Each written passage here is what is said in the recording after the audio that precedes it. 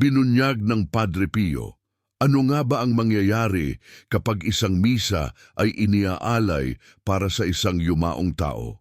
Hindi lamang ito simpleng tanong, kundi isang daungan patungo sa isang mas malalim, misteryoso at espiritual na bagay. Kung sasabihin, ko sa iyo na ang kapalaran ng kaluluwa ng isang taong minahal mo ay maaring ganap na mapabuti sa pamamagitan ng isang misa na iniaalay ng may pananampalataya, at kung sasabihin ko sa iyo na hindi mo alam, baka iniwan mong nakulong ang isang mahal sa buhay mo sa pagitan ng dalawang mundo dahil hindi ka nag-alok ng misa para sa kanya. Naramdaman mo na ba na ang isang taong minahal mo ay nawala na pero parang naroroon pa rin? Uminom ka na ng paulit-ulit tungkol sa parehong yumaong tao. Parang siya'y gustong magsalita. Naramdaman mo bang walang dahilan ang bigat ng espiritu sa iyong bahay matapos mamatay ang isang minamahal? Nagkakaroon ba ito ng kapayapaan? Hinihingi ba nito ang tulong? Ang mangyayari sa mga kaluluwag na sa impyerno ay silang lahat ay makakamtan ang tunay na kapahingahan. Kung sasabihin ko sa iyo na ipinahayag ni Padre Pio ang isang napakalalim na lihim tungkol sa nangyayari sa isang kaluluwa kapag isang misa ay iniaalay, hindi ito madali mong makikita sa mga libro o karaniwang sermon. Itinago at ipinasa ang araling ito sa mga nakakita ng sarili nilang mga mata sa mga espiritual na konsekwensya ng isang maayos na inialay na misa. Hindi kaswalaan na naririto ka ngayon. Kung ikaw ay nakikita ang video na ito, dala-dala ka ng Espiritu Santo dito. Baka may isang kaluluwa doon sa kabila na humihingi ng iyong pangalan. Baka isang kaluluwa na humihingi ng tulong at isa kang tanging makakatulong rito, pero mag-ingat. Hindi para sa lahat ang mensahe na ito. Para sa mga naniniwala sa kapangyarihan ng altar sa dugo ni Kristo, sa sakripisyo ng misa at sa walang hanggang awa ng Diyos, naririto ako upang sabihin na ito'y para sa iyo. Kung minahal mo ng husto ang isang tao na wala na at nais mong puso mong umabot ang kaluluwa nito sa walang hanggang ilaw, sinabi ng Padre Pio, isa sa pinakadakilang santo ng simbahan na kilala bilang nakakita ng kaluluwa ng impyerno ay hindi natin alam ang paghihirap na dinadaanan ng maraming kaluluwa pagkatapos mamatay, at kung paano ang isang simpleng misa ay makapagpapalaya sa kanila. Isang beses, halimbawa, habang mag-isa lang siya sa kanyang kumbento, naparito sa kanya ang isang kaluluwa na suot pula at puno ng apoy. Kaluluwa pala ito ng isang kapatid na Fransiskano na namatay ilang taon na ang nakakaraan. Sinabi nito kay Padre Pio na nasa impyerno siya at kailangan lang ng isang misa para umakyat sa langit. Ipinagdiwang ni Padre Pio ang misa at ilang sandali. Pagkatapos noon ay tila naligtas na ang kaluluwa.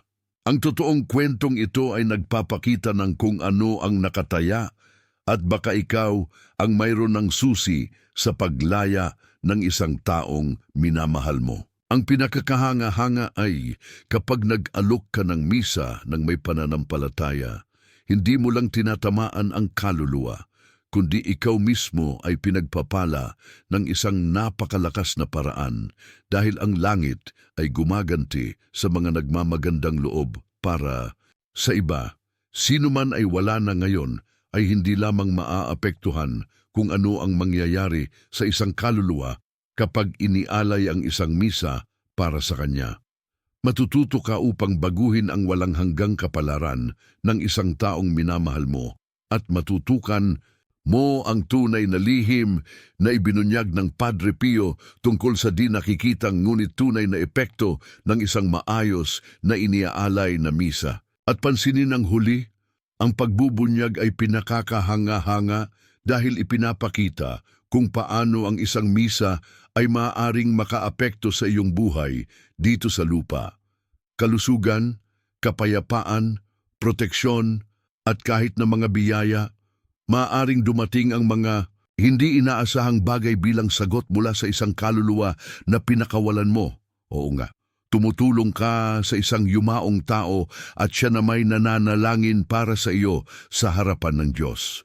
Dahil dito, aking imbitasyon sa iyo na i-comment sa ibaba ang pangalan ng taong iyong minahal at wala na. Isulat ito bilang isang gawain ng pagmamahal.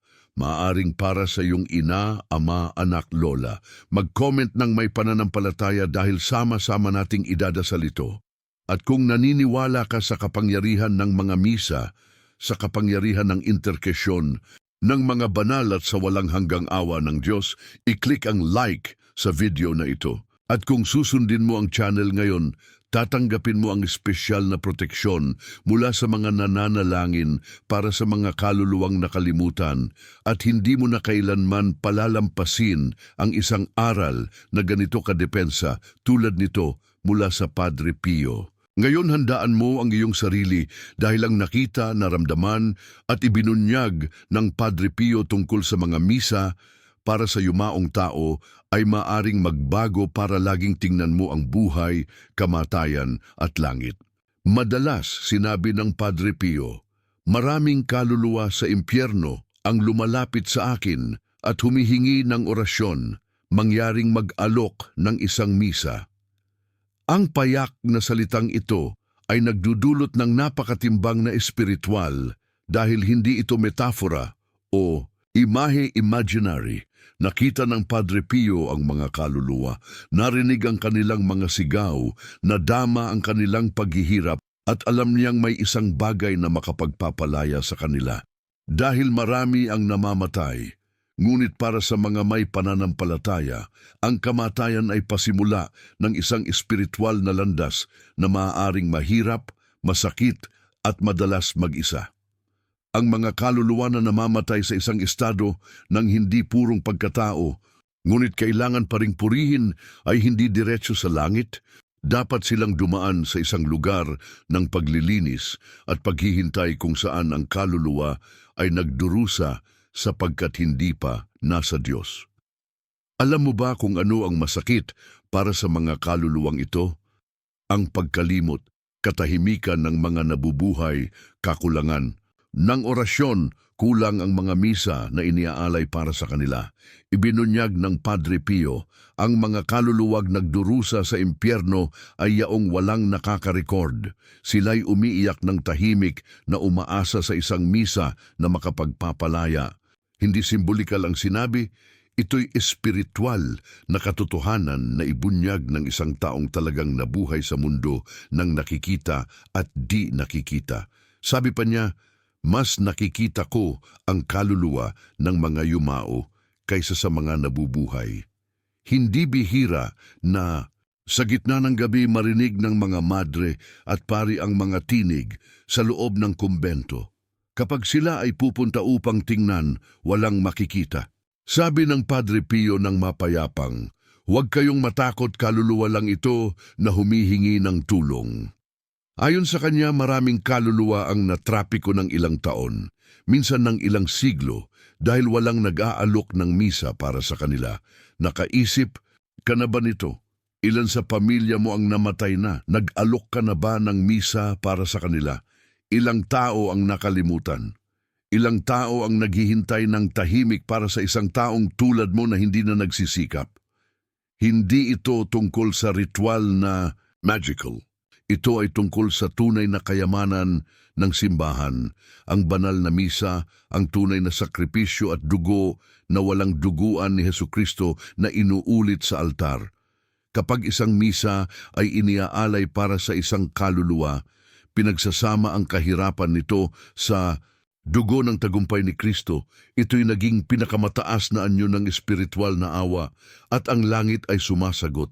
Alam ito ng Padre Pio, kaya naman lagi siyang nag-aalok ng higit sa isang misa sa isang araw.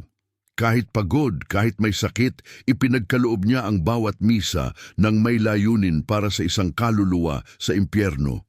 Madalas, noong panahon ng konsagrasyon, umiiyak siya at nararamdaman ang presensya ng maraming kaluluwa na lumilibot sa kanya at sinabi niya, sa oras na ito, naririto sila lahat.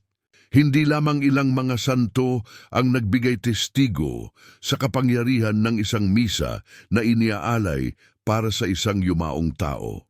Si Santa Gertrudis, halimbawa, may mga pangitain na saan ang mga kaluluwa ng impyerno ay umakyat sa langit habang nagdarasal siya. Gayunpaman, ang Santo Padre Pio ay higit pat nag-usap sa mga kaluluwa. Tinanong kung ano ang kailangan nila at palagi ang sagot, lamang isang misa, isang misa. Narito ang posibleng hindi mo pa narinig tungkol sa Padre Pio. Naniniwala siya na kapag nag-aalok ka ng misa para sa isang kaluluwa na maaaring makaakyat ng mas mabilis sa langit, maaaring magkaroon ka ng wastong tagapamagitan. Ang taong iyong idinasal ay maaaring magsimulang manalangin para sa iyo. Salamat libu-libong himala, mga biyaya sa iyong buhay. Sabi niya, ang mga kaluluwa na naligtas ay naging mga dakilang kaibigan ng Diyos at tagapagtanggol ng mga tumulong sa kanila. Imaginahin kung gaano karaming mga biyaya ang maaaring naligtaan mo lamang dahil hindi pa isang misa hinandog. Gaano karaming proteksyon ang pwedeng naihandog para sa iyong pamilya. Gaano karaming kasamaan ang maaaring maiwasan. Isinalaysay ng Padre Pio ang isang babae na dumating para sa kumpisal sa kanya na may malalim na kalungkutan at isang sunod-sunod na hindi mapaliwanag na disgrasya sa kanyang pamilya. Nang malaman niya ito, tumahimik siya ng ilang minuto hanggang sinabi niya, mag-alok ng isang misa para sa iyong ama. Hindi pa ginawa, namatay na. Natuwa ang babae. Ang kanyang ama ay namatay na higit sa 20 taon na ang nakakaraan. Sumunod, siya, kinabukasan, ang kanyang anak na nasa ospital ng ilang buwan ay napabuti bigla. Ang mga away sa pamilya ay huminto at bumalik. Sabi ng Padre Pio, wala akong pinapala na sabihing koinsidensya kapag kasali ang awa ng Diyos. Ngayon, kailangan kong tanungin, ilan sa iyong minamahal ang naghihintay para sa misa na ito? Nakaramdam ka na ba ng pagkagambala sa iyong tahanan mula noon? Ang kamatayan ng isang tao ay nagdulot ng mga panaginip, pagkabalisa o pakiramdam na espiritual. Pakiramdam mo ba na may isang bagay na hindi pa komportable sa paligid mo? Maaaring may hiling na pagtulong na nagmumula sa kabila at ang solusyon ay maaaring nasa misa na hindi pa hinandog. Ngayon, kailangan mong maintindihan kung ano talaga ang mangyayari kapag nag-aalok ka ng misa para sa isang yumaong tao. Ano ang nagbabago sa mundo ng espiritu? Ano ang nagbabago sa kaluluwa ng isang tao? Ano ang nagbabago sa iyong buhay? Handa ka na dahil ngayon, bubunyagin namin ang 3 malalaking misteryo na itinuro ng Padre Pio tungkol sa kapangyarihan ng isang maayos na iniaalay na misa para sa isang yumaong tao. At ang huling isa ay maaaring ganap na baguhin ang iyong sariling paglalakbay dito sa lupa. Ang unang misteryo ay ang kaluluwa ay nararamdaman ng misa parang naroon talaga ito sa harapan ng altar. Kaunting tao lamang ang nakakaalam nito, ngunit ipinahayag ng Padre Pio na kapag isang misa ay iniaalay ng may dalisay na puso at tunay na intensyon para sa isang kaluluwa, ang kaluluwa ay maaaring espiritual na makibahagi sa misa kahit nasa impyerno pa ito. At ang ibig sabihin nito sa praktika ay kasali ito sa presensya ng sagrado. Hindi na niya nararamdaman ang mga sakit ng paglilinis, kundi nararamdaman niya ang aliw ng biyaya ng Diyos. Isipin mo ang isang kaluluwa na nahuli sa isang espiritual na pagdurusa, malayo sa ilaw, na susunog sa pagmamahal sa Diyos. Biglang isang tabing ay napunit at dinala siya ng espiritual sa altar kung saan nakita niyang kinokonsagra ang Eucharistia. Ang dugo ni Kristo ay muli naming binuhay. Naririnig niya ang mga dasal ng simbahan. Nararamdaman niya ang karunungan ng mga nag-aalok ng misa na ito ng may pagmamahal. Sabi ng Padre Pio, kapag isang kaluluwa ay inaalala sa masa, ang impyerno ay tumahimik. Nararamdaman niya ang isang aliw na hindi mailalarawan ng anumang salita ng tao. Nakita niya ito sa kanyang mga pangitain.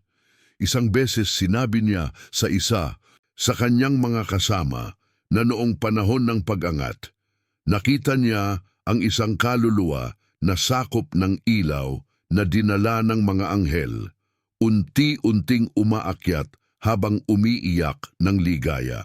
Isang kaluluwa ito na kanyang inialok ng misa ilang araw na ang nakakaraan. Ipakita nito ang isang hindi nakikita na realidad na karamihan ay ignorante. Ang mga kaluluwa sa impyerno ay may kamalayan sa atin, nakikinig sa ating mga dasal, nararamdaman kapag kami ay nakalimot, pero nararamdaman din kapag minamahal. At isang maayos na iniaalay na misa ay ang pinakamataas na forma ng pagmamahal na maaaring ibigay ng isang tao sa isang yumaong tao. Ilan beses ka pa bang nag-iisip kung pwede mo pa bang gawin ang higit pa para sa taong iyon?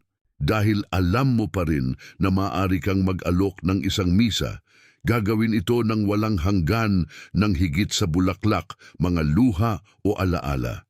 Isang walang hanggang gawain, isang gawain na tumatagos sa langit. At kung ayaw mong palampasin ang pagkakataon na palayain ang isang kaluluwa na minamahal mo, manatili ka sa akin dahil ang ikalawang misteryo na ibinunyag ng Pari Pio ay higit pat mas malalim. Ayon sa misteryo, ang isang kaluluwa na naligtas ay naging isang makapangyarihang intersesora ng mga tumulong sa kanila. Isa ito sa pinakamaganda at nakakagulat na misteryo na ibinunyag ng Padre Pio. Ayon sa kanya, kapag ang isang kaluluwa ay umaakyat sa langit dahil sa misa na iniaalay ng isang tao dito sa lupa, hindi niya nakakalimot ang gawaing iyon.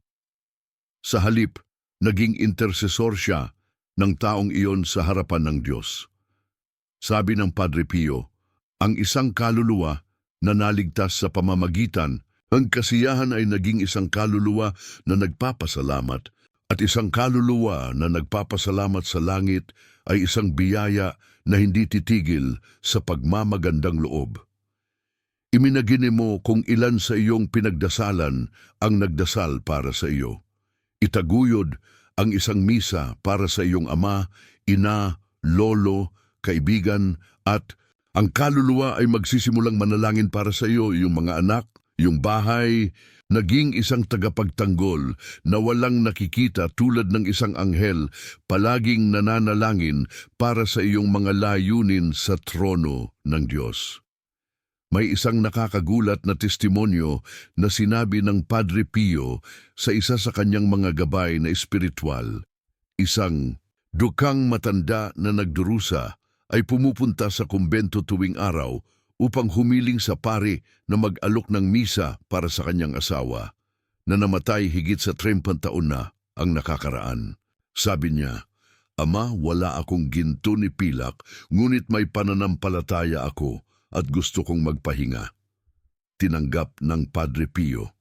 Pagkatapos ng ilang misa, nakakita siya ng isang pangitain noong ikatlo. Nakita niya ang asawa ng babae na suot puti, na pumapasok sa langit.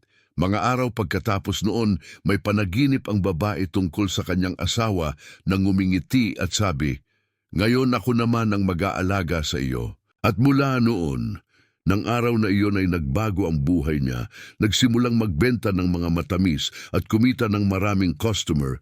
Inilabas ang kanyang anak mula sa kahirapan na hindi magkaanak, nagsimulang magkaanak. Ang kanyang apo na nawala sa droga ay bumabalik. Coincidence, ang Padre Pio ay sumagot ng may pagmamalaki, "Huwag mong baliwalain ang pasasalamat ng mga kaluluwang aming minamahal."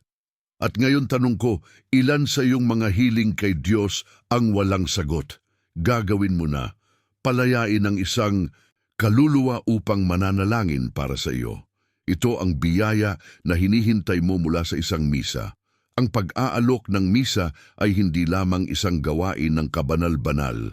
Ito ay isang spiritual investment na babalik sa iyo sa anyo ng pasasalamat. Ang Kaluluwa, ang kalayaan ay naging isang batong gabay na nagbibigay liwanag sa iyong daan. At kung ang lahat ng ito ay napakalakas, handa ka na para sa ikatlong misteryo. Dahil ito ay tungkol sa iyo, sa iyong pamilya at sa mga panganib na maaring harapin mo na hindi mo nalalaman na nasa paligid mo. Pangatlo, ang mga misteryo ng mga misa rin para sa yumao ay naglilinis at nagproprotekta sa mga nag-aalok nito. Ito ang misteryo na pinakatagong, pinakadiskarte at marahil ang pinakamahalaga para sa iyong buhay ngayon.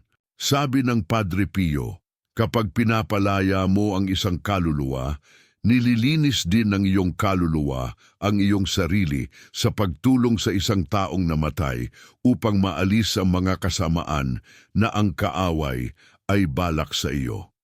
Ganun talaga. Madalas, ang mga pagkakasala, ang espiritual na karamdaman, ang pagkakautang na pamilya, at kahit ang malalim na depresyon ay nauugnay sa kakulangan ng orasyon para sa mga yumao.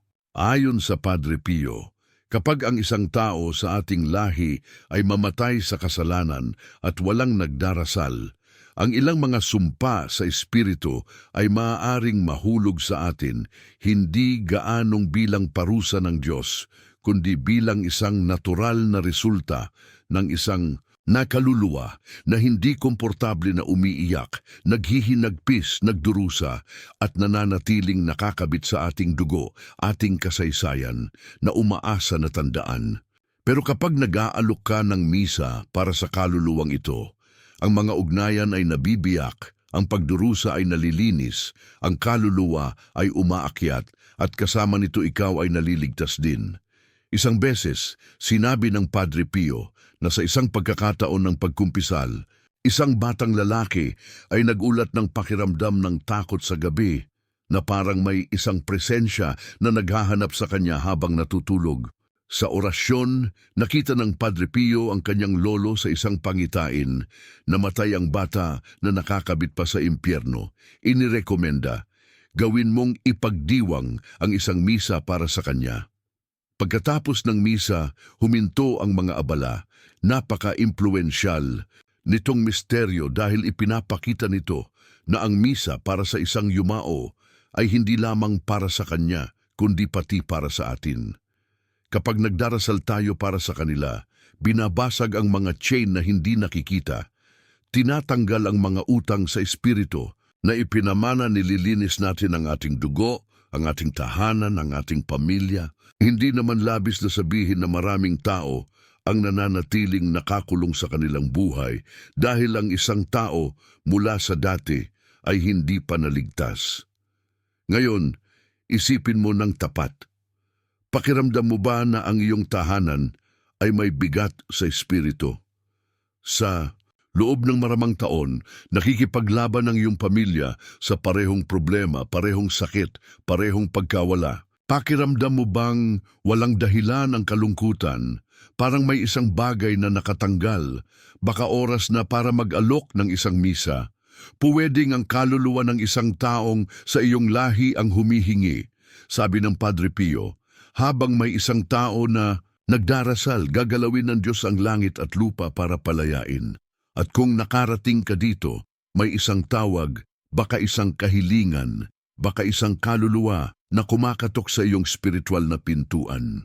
Ngayon, na alam mo na ang tatlong misteryo, ang kaluluwa ay nararamdaman ng misa at binabawasan ng kanyang paghihirap. Ang kaluluwa ay naligtas, naging isang intercessor para sa mga tumulong sa kanya, at ang misa para sa isang yumao ay naglilinis at nagproprotekta sa taong nag-alok. Ang tanong ay, ano ang dapat gawin ngayon? Paano ito ilapat sa iyong buhay sa isang praktikal at makapangyarihang paraan? Ngayon alam mo na, ngayon mo naintindihan. Ano nga ba talaga ang mangyayari kapag isang misa ay iniaalay para sa isang yumao? Naintindihan mo kung bakit maraming kaluluwa ang nagdurusa sa tahimik na impyerno at bakit maraming problema pa rin sa buhay ng mga nabubuhay. Ang kakulangan ng orasyon para sa mga yumao ay hindi lamang isang pagkakalimot, kundi isang espiritual na pagkakamali na may konsekwensya. Ibinunyag ng Padre Pio ang tatlong malaking misteryo na nakatago sa karamihan. Ang mga kaluluwa ay nararamdaman ang misa na parang naroon talaga sila sa harapan ng altar. Ang mga kaluluwa na naligtas ay naging intercesores na celestial para sa mga nagtulong sa kanila at sa pamamagitan ng misa para sa isang yumao ay ikaw rin ay nililinis, ipinoproteksyonan at pinagpapala. Baka ngayon ay mas maliwanag kung bakit may maraming tahimik na paghihirap sa maraming tahanan. Dahil may mga sakit na parang walang paliwanag, bakit ang mga pamilya ay nagagalaw sa loob ng maraming taon sa parehong block, lumalaban sa parehong takot.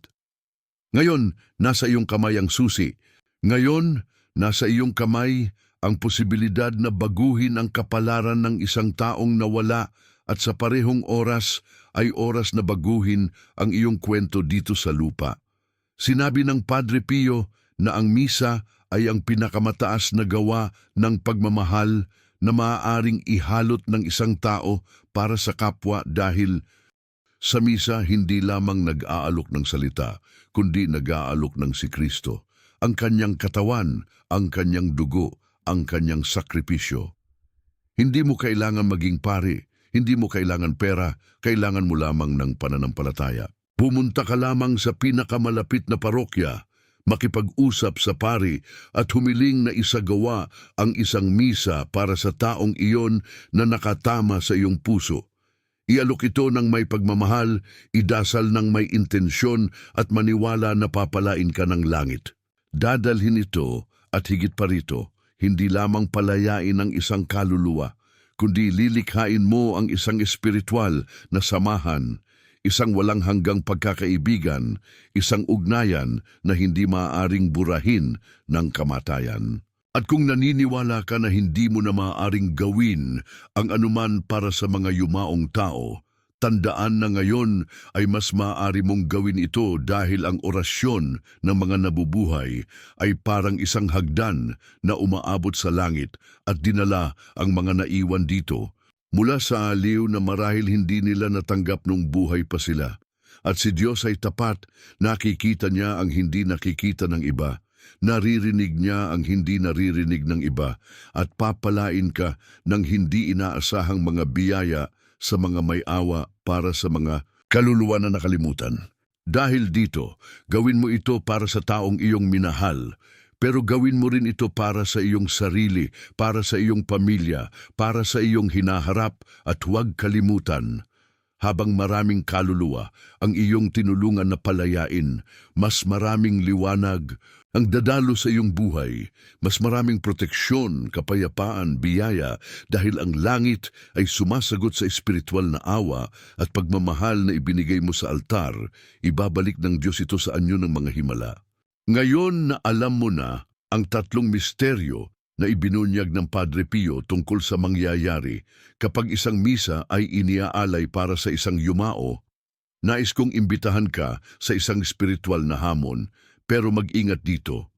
Ang hamon ay hindi para sa lahat, para sa mga matatapang, para sa mga tunay na nagmamahal, para sa mga may lakas ng loob na harapin ang hindi nakikita gamit ang armas ng pananampalataya.